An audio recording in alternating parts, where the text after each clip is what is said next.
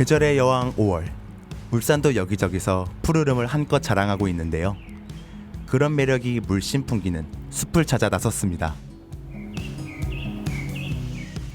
요즘 날씨도 따뜻하고 이렇게 꽃도 피고 나무도 초록초록해지고 정말 기분이 좋아지는 요즘입니다. 참 좋습니다. 이게 나와 보니까 참 이 숲풀 냄새 자체가 너무 좋고요. 네. 그리고 이 울산이 가지고 있는 자연 친화적인 이런 모습, 이게 가장 잘 드러낼 수 있는 곳이 이곳이 아닌가 이런 생각이 듭니다. 저도 울산 오기 전까지는 몰랐는데 울산에 이렇게 산도 잘 조성돼 있고 또 크고 작은 공원도 있어가지고 울산이 정말 의외의 도시구나 느꼈습니다. 울산이 산림 면적이 네. 한 65% 되거든요.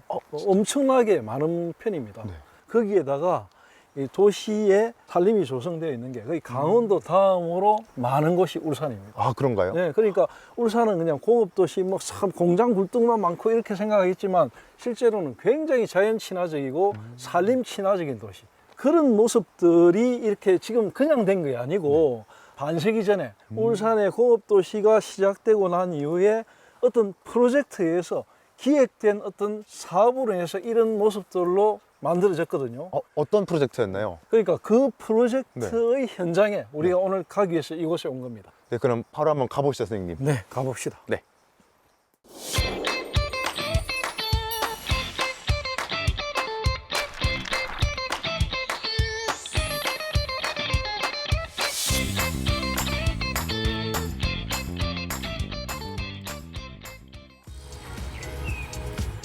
유럽의 알프스처럼 아름답다는 의미로 영남 알프스라고 부르는데요.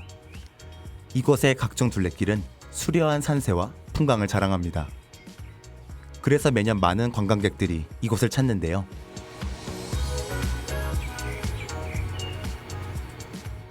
영남 알프스 둘레길. 네. 영남 알프스를 좋아하는 사람들 그리고 산을 좋아하는 사람들이라면은 꼭 방문하는 곳이잖아요. 그렇죠. 영남 알프스 둘레길 여기가 뭐 전국적으로도 유명하고 네. 여기가 이제 울주 구봉이라고 9개의 봉우리가 1000m 이상 자리하고 있는 곳이거든요. 이 주변의 둘레길을 한 240km가 있는데 울산 구간이 77km 정도 됩니다.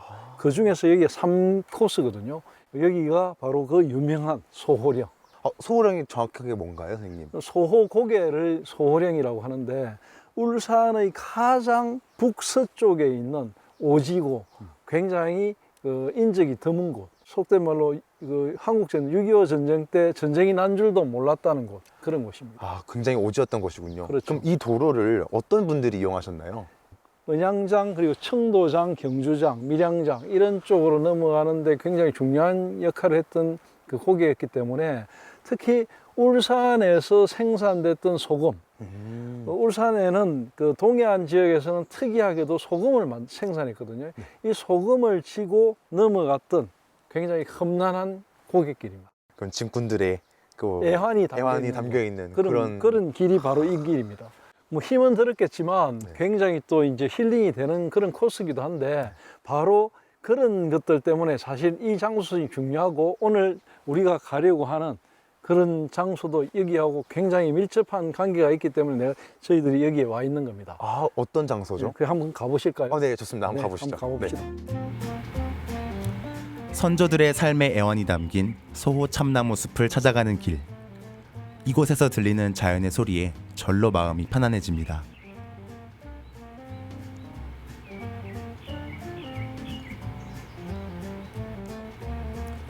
이곳에서 어떤 울산실록을 기록하게 될까요? 네, 이렇게 울창한 숲을 걸어서 오니까 새소리도 들리고 바람 소리, 자연 소리 너무 많습니다, 선생님. 참 좋죠. 너무 좋습니다, 지금. 네, 숲이라는 데가 이렇게 사람을 치유하고 상당히 새롭게 다시 태어나게 하고 이런 치유의 효과가 굉장히 큰 곳입니다. 그렇죠. 치유에 산림욕을 하러 사람들이 많이 올 것 같습니다. 맞아요. 산림욕 하기에 참 좋은 그런 장소입니다. 선생님, 제가 산림욕 하는 방법 좀 알려드릴까요? 네, 한번 배워봅시다. 자, 이렇게 땀이 잘 흡수되고 공기 잘 통하는 옷을 입은 다음에 자, 코로 숨을 들이쉽니다. 멈췄다가 그 다음에 2배로 내쉬는 겁니다. 좀 효과가 있으신가요, 선생님? 한결 머리가 개운해지고 네. 아주 맑아지는 느낌이 들거든요. 아. 꼭 한번 여기 와서 한번 해봤으면 좋겠습니다. 아, 네. 그렇습니다. 이 산윤역 하는 이 숲이 이런 나무들이 되게 많은데요. 이게 어떤 나무인가요, 선생님? 지금 이 나무는 네. 이 나무 참나무입니다. 참나무고 여기에 보면은 주변에 쭉 보면은 이제 참나무하고 리기다, 테다 소나무 섞여 있거든요. 네네. 여기가 주종이 참나무고 한 3분의 1 정도가 소나무인데 소나무 중에서도 우리 전통 소나무가 아니고 네.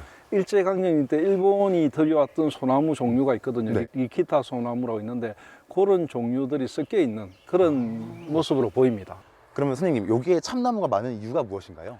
참나무가 우리나라의 어떤 토양이나 기후에 제일 잘 자라는 아주 적합한 종류이기도 하고 네. 무엇보다도 쓰임새가 많다는 겁니다. 어떤 쓰임새가 많나요? 그러니까 이 좋은 나무를 거의 대부분 이제 떼는데 땔감으로 많이 사용했고 아. 집안의 가구 뭐 이런 집을 짓는데도 사용하고 수종 자체가 굉장히 정직하게 뻗어 올라가기도 하고 잘 자라기도 하고 네. 안에는 또 부드럽고 또 말려놓으면 단단해 가지고 목재로서 가치가 충분하고 근데 우리나라는 일단 당장 불을 떼야 되기 때문에 이런 소중한 나무들을 땔감으로 대부분 많이 사용했죠. 흔히 도토리 나무라고도 부르는 참나무는 우리 생활에 많이 쓰이는데요. 이런 나무가 숲을 이뤄 우리 곁에 있단 건 참 복받은 일인 것 같습니다.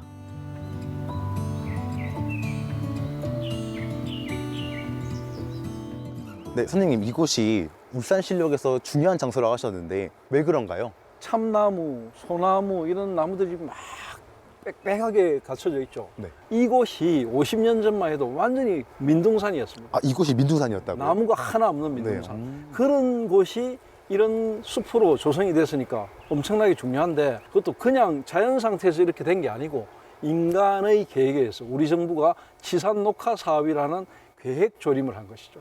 그래서 굉장히 중요한 것이죠. 아, 치산 녹화 사업이요? 네.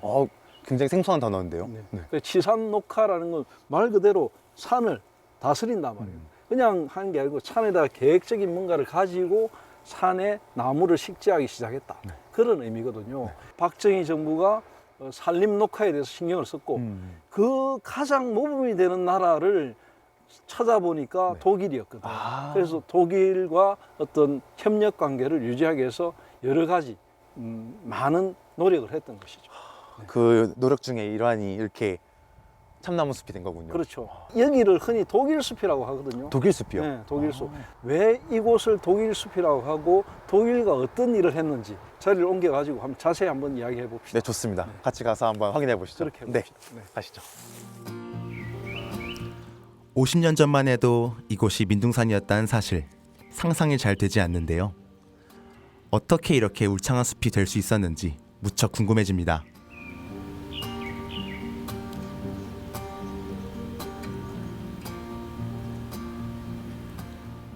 말씀하신 독일 숲이 어떤 건가요? 예, 여기가 독일 숲인데요. 네.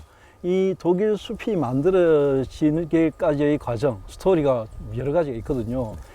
울산에 공업단지가 들어오고 그 경제개발 5개년 계획이 생기고 이러면서 산을 관리를 해야 된다 이런 생각을 조금씩 하게 된 거죠. 네. 그래서 그 독일 숲이라는 이야기가 거기서부터 이제 나오기 시작하는 겁니다. 아, 그때 그러면 독일 숲이 그렇죠. 등장하는 시기군요. 그렇죠. 그 박정희 정부에서 이 영국과 독일에서부터 배워온 것, 그 두 가지가 바로 첫 번째는 영국으로부터 개발 제한 구역을 도입을 했고 네. 독일로부터는 이 임업, 산림 녹화, 임도 이런 산림에 관한 인프라를 배워온 것입니다. 그때 조성했던 임야, 그러니까 숲, 독일 숲은 여기인데 네. 전체적으로 조성했던 건 전국적으로 14곳이 됩니다. 네. 특히 이 울산 지역을 선택한 이유가 있었을까요? 있죠. 어떤 이유였나요? 울산은 앞서 이야기한 대로 1962년부터 계속 개발을 했거든요.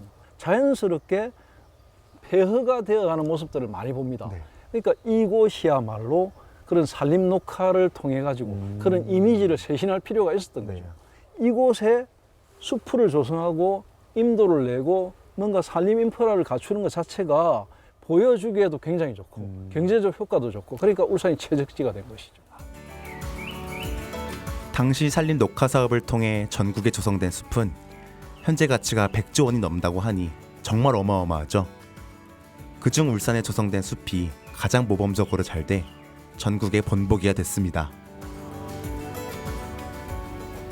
지금 올라오면서 봤는데 이곳이 민둥산이었다는 사실이 믿기지가 않습니다. 그렇죠. 이게 지금은 이렇게 빽빽하지만 50년 전에는 완전히 민둥산이었고 뭐 50년 그 전에는 더 민둥산이었겠죠. 그러니까 불 뗄 만한 것이 있으면 뗄감으로 전부 다 갖다 썼으니까 그렇게 됐고, 그러고 일제강점기 때 태평양 전쟁이 한참일 때는 물자가 부족하니까 우리 한반도에 있는 좋은 나무라는 나무는 다 베어버렸고, 또 한 차례 한국 전쟁 때 6.25 동란 때 그때 또 폭격도 맞았고 나무도 많이 뱄고 그래가지고 전쟁이 끝나고 난 1950년대 후반 60년대는 완전히 산이 뭐 허허벌판 민둥산이 되어버렸죠. 그 원래 계획은 이 독일숲을 어떻게 꾸밀 계획이었나요? 그러니까 이제 영림사업소를 만들고 이 일대를 이제 전문가들이 샅샅이 누볐겠죠. 근데 쭉 살펴보니까 이미 이 일대는 참나무 종류들이 한 10년생, 15년생이 상당 부분 자생적으로 나 있었다는 거죠. 아, 이거 일부러 이걸 파내고 심는 것보다는 자연스럽게 나와 있는, 그러니까 자라고 있는 참나무들은 살려놓고 나머지를 식재하면 되겠다. 처음에는 한 축구장 크기의 1600개 정도 되는 크기를 식재를 하려다가 그 중에 5분의 1만 식재하고 5분의 4는 자연 상태로 그대로 둔 거죠. 그 5분의 1에다가 식재를 한 게 바로 이 참나무 종류들입니다. 허허벌판의 민둥산은 그렇게 사람들의 관심과 보호 속에서 점점 되살아나 울창한 숲이 됐는데요. 소참나무 숲의 나무 나이가 벌써 60이 넘었습니다. 근데 사실 이런 숲에 뭔가를 만들고 이렇게 할 때 제일 중요한 게 뭘 것 같아요? 아무래도 자본이나 사람, 장비 이런 게 중요하지 않을까 선생님? 그렇죠. 그럼 장비, 이런 것, 사람, 이런 게 다니려면 뭐가 중요할까요? 길이 혹시 필요한가요? 그렇죠. 길이 필요하거든요. 네. 그게 바로 임도인데, 네. 임도. 임도.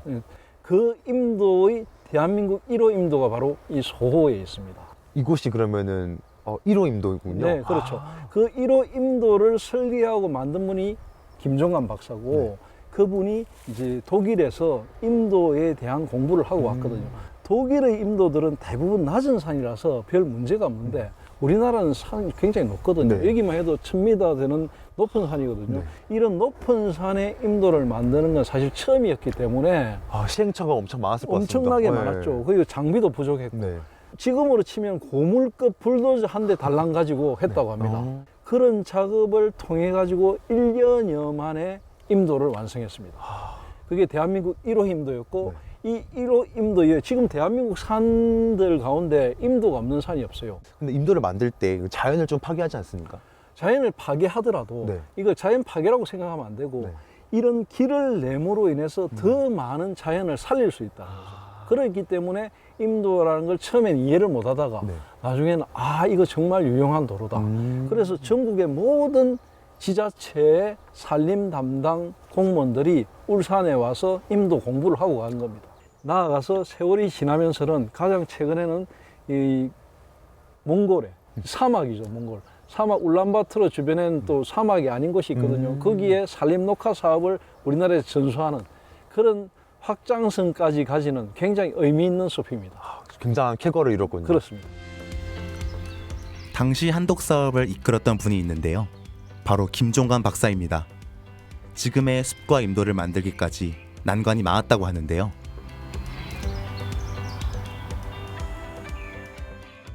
한독기구 양산사업소장을 한 김종관입니다. 산주들을 설득을 해서 이 공동으로 나무를 심게 하는 작업을 해야 되는데 산주들이 이해가 부족되죠. 자발적으로 참여할 수 있도록 홍보하는 사업, 이런 사업들을 하기가 참 어려웠습니다. 그래서 산주들을 모아서 살림을 가꾸면 소득이 나온다는 거.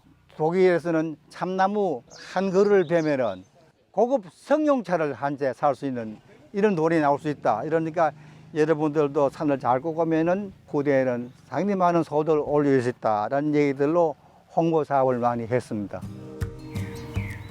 먹고 살기 급급했던 그 시절, 산주들은 지금의 울창한 숲을 상상이나 했을까요?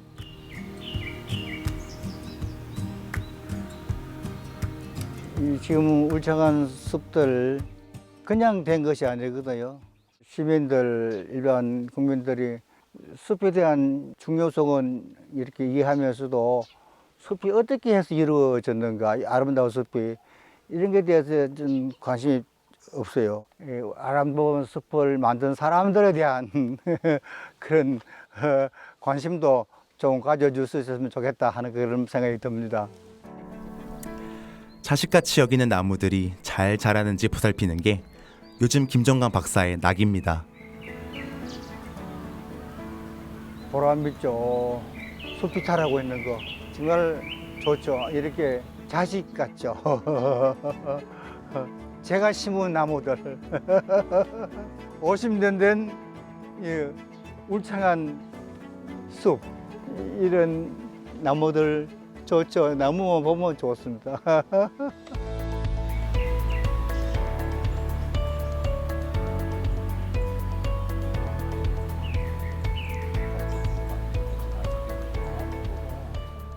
한독 사업의 의미는 어떻게 생각하시나요? 그러니까 흔히 이제 우리가 경제 개발을 하는 시절에 기술적인 거, 산업적인 거 이런 부분들만 많이 강조를 했고 그런 것만 많이 알려졌거든요. 그 와중에도 산림 녹화, 독일의 앞선 임업 기술 이런 걸 전수받아 가지고 우리나라의 숲을 가꾸는데 많은 노력을 했다는 거, 이런 굉장한 의미를 가진다. 그건 숨겨졌던 이야기들이거든요. 그런 것들을 우리가 좀 많이 알 수 있는 그런 장소성을 가지고 있다, 이렇게 볼 수 있겠습니다. 그 울산실록에 이 독일 숲이 어떻게 기록됐으면 좋겠나요? 지금 우리가 흔히 지구 온난화, 기후 위기 이런 속에 살고 있다고 이야기하죠. 맞습니다. 숲은 치유의 공간이기도 하지만 지구를 살리는 것, 생태를 되돌려 놓는 것, 그런 기능을 하는 굉장히 중요한 곳이거든요. 그러니까 울산이 그런 대한민국 한반도에서 숲의 어떤 회복 기능을 만드는 1호 지역이라는 거, 그런 의미에서 울산실록의 독일 숲은 바로 굉장히 중요한 장소성을 가진 곳이다, 이렇게 기록해야 될 것 같습니다. 독일 숲이 정말 울산실록에 의의가 있는 그런 지역이었네요. 감사합니다, 선생님. 그렇습니다. 네. 100년의 숲을 약속하는 곳, 여기는 소참나무 숲입니다.